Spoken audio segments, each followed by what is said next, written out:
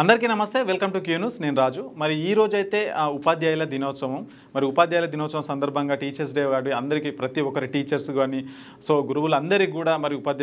ఉపాధ్యాయ దినోత్సవ శుభాకాంక్షలు అయితే తెలుపుకుంటాం ఇక ఉపాధ్యాయుల దినోత్సవం అనగానే టీచర్స్ డే అనగానే మనకు గుర్తొచ్చేదైతే సర్వేపల్లి రాధాకృష్ణ గారు మరి సర్వేపల్లి రాధాకృష్ణ గారి పుట్టినరోజు సందర్భంగానే మనం ఈ రోజు అయితే మరి టీచర్స్ డే అయితే జరుపుకుంటాము ఇక సర్వేపల్లి రాధాకృష్ణన్ గారు అయితే మాజీ ఉపరాష్ట్రపతిగా చేశారు అదేవిధంగా రాష్ట్రపతిగా కూడా చేశారు సో మరి అలాంటి గొప్ప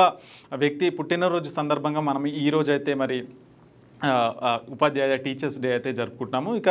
రెండు మూడు విషయాలు అయితే తెలుసుకుందాం సర్వేపల్లి రాధాకృష్ణ గారి గురించి మరి సెప్టెంబర్ 5వ తారీఖున 1988లో అయితే జన్మించారు సర్వేపల్లి రాధాకృష్ణన్ గారు ఇక 1952 నుంచి 1962 వరకు అయితే ఫస్ట్గా అయితే ఉపరాష్ట్రపతిగా చేశారు అంటే మా ఉపరాష్ట్రపతి ఉంటారు కదా ఉపరాష్ట్రపతి చేశారు ఫస్ట్ ఉపరాష్ట్రపతి 1952 నుంచి 62 వరకు అయితే ఫస్ట్ ఉపరాష్ట్రపతిగా పనిచేశారు అదేవిధంగా 62 నుంచి 67 వరకు అయితే మరి సెకండ్ రాష్ట్రపతిగా పనిచేశారనమాట ఇంకా 1962 నుంచి 67 వరకు సెకండ్ ఉపరాష్ట్రపతిగా అయితే పనిచేశారు మనకు సో ఇక మొత్తానికి ఏప్రిల్ 15 1975లో అయితే ఆఖరికి మరణించడం జరిగింది సో మరి సర్వేపల్లి రాధాకృష్ణన్ గారి జయంతి సందర్భంగా మరి సెప్టెంబర్ 5వ తారీఖు అయితే మనకు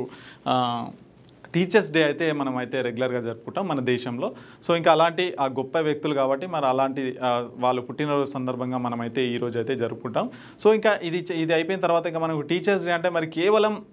ఒక పాఠాలు చెప్పే టీచర్సే కాదు సో మన జీవితంలో ఎంతోమంది అయితే ఉంటారు అంటే మనకు ప్రతి కొత్త విషయం ఏది చెప్పినా అంటే మనకు కొత్త నేర్చుకోవడానికి విషయం ఏది చెప్పినా కానీ వాళ్ళైతే గురువులుగా అయితే భావించవచ్చు అంటే కేవలం పాఠాలు మనము టీచర్స్ ఉపాధ్యాయులు అనగానే మనకు స్కూల్లో కానీ కాలేజీలలో కానీ పాఠాలు చెప్పే టీచర్స్ అయితే గుర్తొస్తూ ఉంటారు సో వాళ్ళు టీచర్స్ అయినప్పటికీ కూడా మనకు నిత్యం జీవితంలో ఎంతోమంది అయితే టీచర్స్ ఉంటారు అంటే ఉదాహరణ ఇప్పుడు ఒక రైతు ఉన్నారు ఒక రైతు కూడా ఒక టీచరే అనమాట ఒక గురువే అనమాట అంటే రైతు తన కొడుకు చెప్తా ఉంటాడు పంట సో ఇట్లా చేయాలి ఇట్లా పొలం వస్తాయి ఇట్లా అంటే తెలియని విషయం ఏది చెప్పినా కానీ ఒక గురువు కింద లెక్కేయచ్చు ఒక మెకానిక్ కావచ్చు ఒక ఇంజనీర్ కావచ్చు ఒక టీచర్ కావచ్చు ఇంకా ఒక పోలీస్ కావచ్చు తన కింద ఉన్న ఎవరైతే సిబ్బంది ఉంటారో వాళ్ళకు ఏ విషయమైనా కొత్త విషయం ఏది చెప్పినా ఆయనే గురువులా అయితే భావించవచ్చు ఎందుకంటే మన జీవితంలో పాఠాలు చెప్పే టీచర్సే కాదు మరి ప్రతి విషయం ఏదైనా సమాజంలో జరిగే ఏ విషయమైనా ఒక తండ్రి కొడుకు చెప్తాడు అంటే ఒక తండ్రి జీవితం ఎట్లా బతకాలి ఏంటి మరి ఎట్లా బతికితే ఎట్లా ఉంటుందని చెప్పేసి ఒక తండ్రి కూడా గురువే అనమాట ఒక తల్లి గురువే అంటే మనం ఎక్కడ ఉన్నా మనం ఒక దగ్గర జాబ్ చేస్తుంటే మన పై అధికారి ఎవరైతే ఉంటారో వాళ్ళైతే మనకు చెప్తా ఉంటారు ఇది చేయాలి అది చేయాలి అట్లా చేయాలి ఇట్లా చేయాలి ఇట్లా చేస్తే ఇది ఉంటుంది అని చెప్తారు సో అలాంటి విషయాలు అన్నీ చెప్పిన వాళ్ళు కూడా మనమైతే గురువు కిందకి లెక్కేయచ్చు సో ఎందుకంటే మరి మనకు గురువులకైతే చాలా ఇంపార్టెంట్ ఎంతో గౌరవం ఇవ్వాలన్నమాట ఎందుకంటే వాళ్ళు చెప్పిందే మనం ఇప్పుడు ఏదైనా సమాచారం ఉంటే పెద్దవాళ్ళకే తెలుస్తుంది సో పెద్దవాళ్ళ నుంచి వాళ్ళ కింద ఎవరైతే ఉంటారో చిన్న వయసులో ఉన్న వాళ్ళకు సో వాళ్ళకు కూడా ఆటోమేటిక్గా వాళ్ళు చెప్తూ ఉంటారు ఆ జ్ఞానం అనేది ప్రతి ఒక్కరికైతే చేరవేస్తుంటుంది సో కొత్త విషయాలను ఎవరు చెప్పినా వాళ్ళనైతే గురువులుగా భావించవచ్చు అది రైతులు కావచ్చు పోలీసులు కావచ్చు ఇంజనీర్లు కావచ్చు లేదంటే ఇంకా ఇతరత్ర ఎవరైనా మనకు తెలియని విషయాలు చెప్తే వాళ్ళ గురువుగా భావించవచ్చు సో ఈ గురువులకైతే మరి సమాజంలో ఒక ప్రత్యేక గుర్తింపు అయితే ఉంటుందన్నమాట ఎందుకంటే మరి ఏ రంగంలో చూసుకున్న టీచర్ అనే పాత్ర చాలా కీలకమైనది అంటే దీనికి రెస్పెక్ట్ ఎక్కువ ఉంటుంది గౌరవం ఎక్కువ ఉంటుంది సో ఎందుకంటే వాళ్ళు విద్యాబుద్ధులతో పాటు జీవితంలో ఎట్లా ముందుకు వెళ్ళాలి జీవితంలో ఎట్లా నేర్చుకోవాలనే విషయాలు కూడా మరి మనకైతే గురువులు అయితే చెప్తూ ఉంటారు అందుకనే మరి మాతృదేవోభవ పితృదేవోభవ ఆచార్య దేవోభవ అంటుంటారు అంటే అమ్మా నాన్న తర్వాత ఆ స్థానము గురువుకి ఇస్తున్నామంటే మరి గురువు ఎంత ప్రత్యేకం ఉంటే మరి ఆ స్థానం వస్తుందో ఒకసారి ఆలోచించండి సో అట్లా మరి గురువుకైతే ఒక మంచి స్థానాన్ని అయితే మనం కేటాయించుకుంటాం వాళ్ళని నిత్యం వాళ్ళ దగ్గర ఉండే సమాచారం కావచ్చు వాళ్ళ దగ్గర ఉండే జ్ఞానం కావచ్చు మరి వాళ్ళ శిష్యుల రూపంలో ఉన్న శిష్యులకు సో వీళ్ళకి అందరికీ జ్ఞానాన్ని అందిస్తున్నారు కాబట్టి మరి గురువులకైతే ఆ స్థానాన్ని ఇస్తాం సో ఏ రంగంలో చూసుకున్నా సరే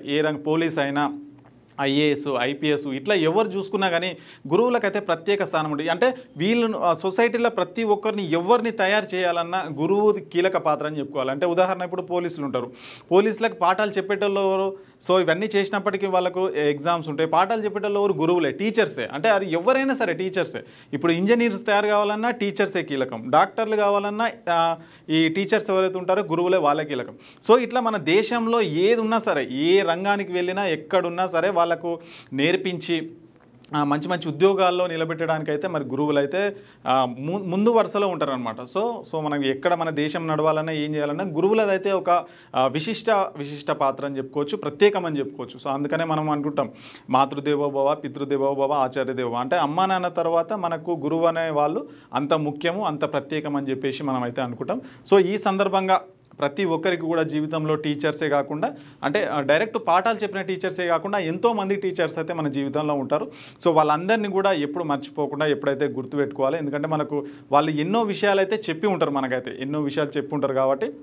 ప్రతి సందర్భం వచ్చినప్పుడు అయితే మన గురువులను అయితే ఎప్పుడు కలిసినా, ఎక్కడ ఎవరు కలిసినా వాళ్ళకైతే నమస్కరించి వాళ్ళ నుంచి అయితే మరి ఎంత వీలైతే అంత జ్ఞానాన్ని అయితే పొందాలి. సో అందరికీ కూడా, తెలుగు రాష్ట్రాల ప్రజలందరికీ, దేశ ప్రజలందరికీ కూడా మరి టీచర్స్ డే సందర్భంగా ప్రతి ఒక్కరికైతే శుభాకాంక్షలు తెలుపుకుంటున్నాం. ఇంకా